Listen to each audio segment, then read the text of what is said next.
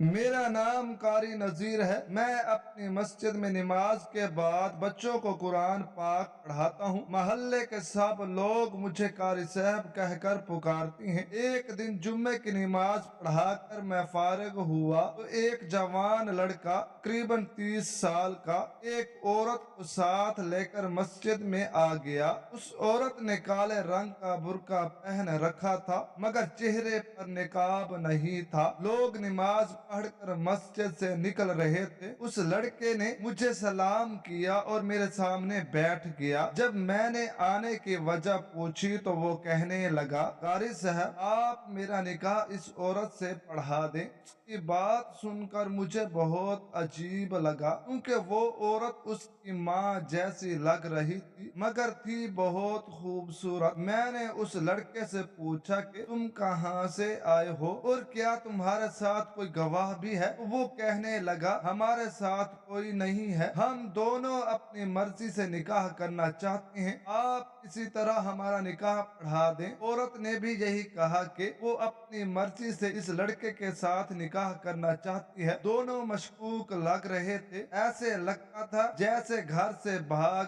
कर आए हों। मैंने सोचा कि अगर कल को कोई मसला हो गया तो मैं मुश्किल में पड़ जाऊंगा, इसलिए मैंने इनकार कर दिया। अब उस लड़के ने जेब से 1 लाख रुपए निकाल कर मेरे सामने रख दिए और कहा कि आपको कोई नुकसान नहीं होगा। सच ये है कि मैं लालच में आ गया और निकाह पढ़ाने पर राजी हो गया मगर मैंने शर्त रखी कि गवाह लाओ। वो 1 घंटे बाद गवाह ले आया और मैंने उनकी मौजूदगी में निकाह पढ़ा दिया। निकाह के बाद वो दोनों चले गए। चंद दिन बाद एक अजीब वाकया पेश आया। मैं कब्रिस्तान गया जहाँ मैं अक्सर अपने वालिदैन की कब्रों पर कुरान पढ़ने जाता हूँ। वहाँ एक कब्र पर बहुत से फूल देखकर मैं रुक गया। अभी मैं फातिहा पढ़ ही रहा था कि मुझे सिसकियों की आवाज सुनाई दी। मैंने मुड़कर देखा तो एक औरत काला बुर्का पहने दीवार के साथ बैठी रो रही थी। मैं फौरन पहचान गया कि ये वही औरत है जिसका निकाह मैंने पढ़ाया था। मुझे लगा शायद उसका शोहर मर गया है। वो मुझे देखती ही बोली, तुमने मुझे बर्बाद कर दिया। मैं हैरान होकर पूछा, कैसे? उसने कहा कि मैं जिंदा होते हुए मर चुकी हूँ। उसने रोते हुए कहा कि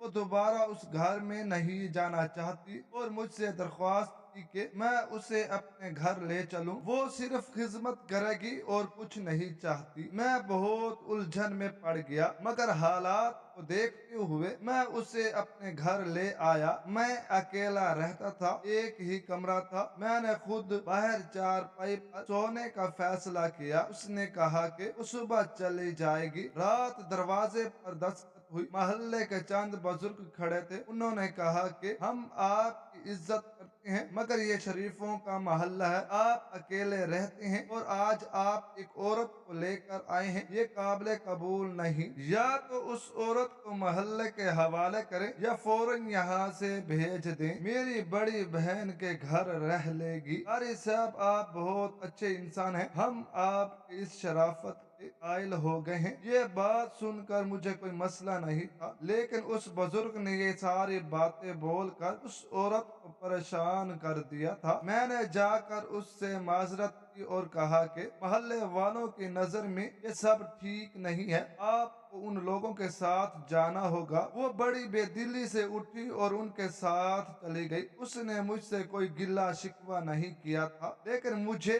उसका एहसास था। अगले सुबह मोहल्ले वालों को पता चल गया था कि मैं उस औरत को गलत मकसद के लिए अपने घर नहीं लाया बल्कि ये खुद मजबूर औरत यहाँ रहने के लिए आई थी। वो हजरात सारे साहब, हम आपसे माजरत करते हैं कि हमने आपका दिल दुखाया और अब हम चाहते हैं कि आप उस औरत को दारुल अमान छोड़ दें। वहाँ कानूनी मामलात होते हैं, ये औरत वहाँ बिल्कुल महफूज रहेगी। मैंने अब भी कोई इतराज नहीं किया था क्योंकि मैंने जो कहा वो सच है। मैंने मोहल्ले में एक बुजुर्ग को साथ लिया और उस औरत को रक्शे में बिठाया और हम दारुल अमान की तरफ पल पड़े। मैंने कहा, हमारे पास ज्यादा वक्त नहीं है, आपको अपनी सारी कहानी अब यहीं सुनानी होगी, क्योंकि आप अच्छी तरह जानती हैं कि कल क्या हुआ है। मेरी बात सुनकर वो मुझसे माजरत करने लगी और बोली कि मेरी वजह से आप बर्बाद हुए हैं। आप बेशक मुझे अपने साथ मत रखें, लेकिन दारुल अमान में अपनी जिम्मेदारी में मुझे वहाँ छोड़ दें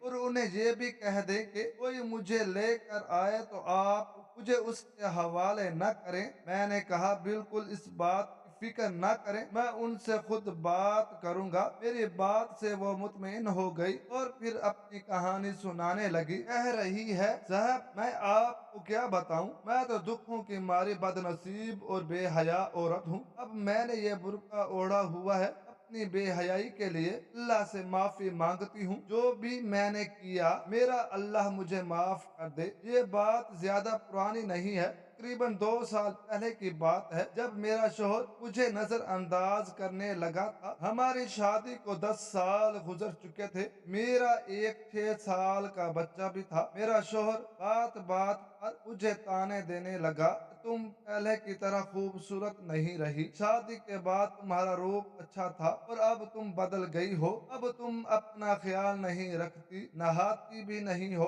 तुम अपनी सफाई का ख्याल नहीं रखती। उनकी बातें सुनकर बजाय अपने इस्लाह करने के मैं परेशान रहने लगी। एक दिन मैं छत पर जाकर अपनी सहेली से बात कर रही थी। मैंने उसको ये सारी बातें बताई। मैंने कहा, मेरा शोहर मुझसे बहुत ज्यादा गिले शिकवे कर रहा है। कहने लगी कि तुम उसे खुद से थोड़ा दूर कर दो। मर्द को जब तक अपनी बीवी का एहसास ना हो तब तक वो उसकी कदर नहीं करता। अगर तुम मुझसे दूर रहोगे वो तुम्हारे लिए तरसेगा। मैं भी बेवकूफ थी, मैंने अपने शोहर से दूर रहना शुरू कर दिया। जब भी उसका मूड अच्छा होता मैं कहती मेरी तबीयत खराब है, मैं जानबूझकर उससे लड़ना शुरू कर देती। नतीजा ये हुआ कि बजाय मुझे मनाने के मेरा शोहर रात को देर से घर आने लगा। बजाय परेशान होने के मैं उसके इन बातों पर गुस्सा करती और जब भी वो आता मैं उसे लड़ना शुरू कर देती।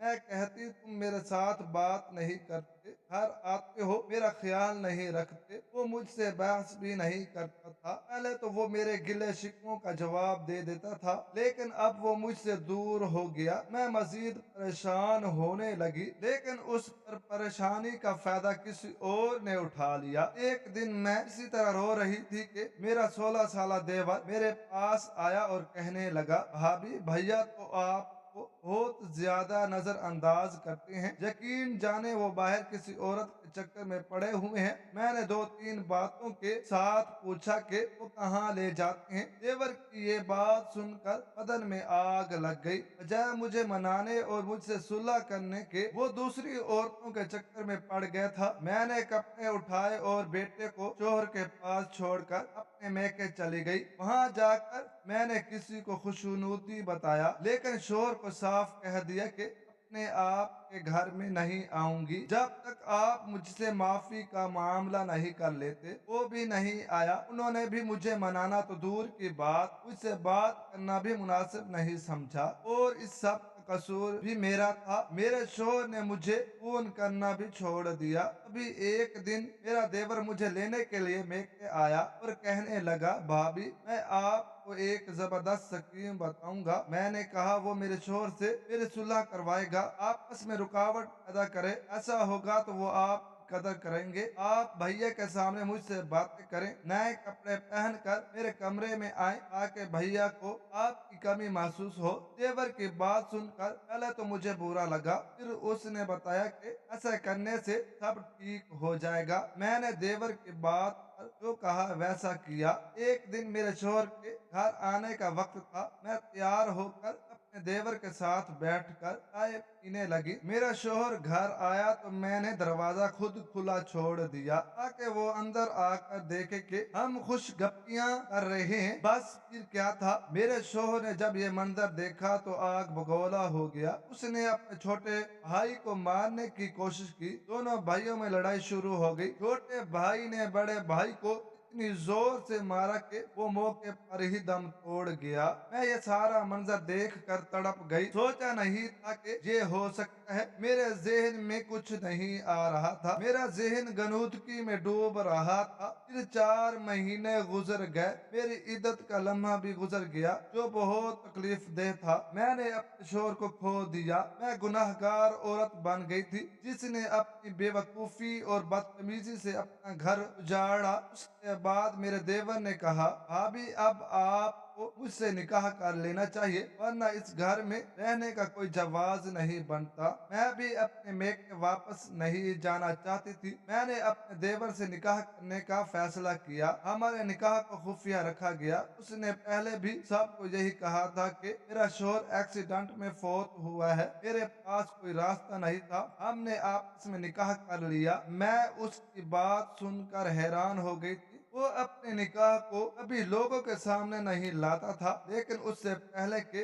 मैं उसके साथ शादी करके खुश रहती। जिस दिन निकाह हुआ, मुझे उसकी शक्ल में एक अजीब सी शैतानी मखलूक नजर आने लगी। मैंने बहुत बड़ा गुनाह किया था और मेरे देवर ने मुझे पाने के लिए ये सब किया था। देवर की वजह से ही मुझ पर बुरी नजर थी। मैं उस दिन देवर के घर से भाग आई थी, वो भी मेरे पीछे भागा था। मैं समझ गई थी कि मेरा रब का अजाब है, जिसने मेरा चैन छीन लिया है। दिल बर्दाश्त होकर मैं घर से बाहर निकली। मैं सड़क पर भाग रही थी और देवर मेरे पीछे था। अभी सड़क पर भागते हुए वो ट्रक के नीचे आ गया और उसकी मौत हो गई। मैं भाग कर कब्रिस्तान गई। मैं बहुत डर गई थी। मैंने आप झूठ कहा था कि वो जिंदा है। मेरा शोहर और देवर दोनों मर चुके हैं और अब मेरी बारी है। मैं खुद को बहुत गुनाहगार समझती हूँ। उम्र भर तौबा में गुजारना चाहती हूँ। उस औरत की बात सुनकर मैं खामोश हो गई। मुझे वो आयत याद आई, जिसका मतलब है कि इंसान खसारे में है, बेवकूफ और नादान है। वो शैतान की चालों में बड़ी आसानी से आ जाता है। मैं उस औरत को दारुल अमान में छोड़कर वापस आ गया। आखिर में बस यही कहूंगा कि अल्लाह ताला हम सब को सीधे रास्ते पर चलने की तौफीक अता फरमाए। आमीन। नाजरीन, आपको आज की ये कहानी कैसी लगी, कमेंट सेक्शन में अपनी कीमती राय के साथ जरूर कीजिएगा और इस तरह की मजीद सबक अमवाज कहानियां सुनने के लिए चैनल को सब्सक्राइब कर दें, वीडियो को लाइक करें। मिलते हैं अगली वीडियो के साथ, तब तक के लिए अल्लाह हाफिज।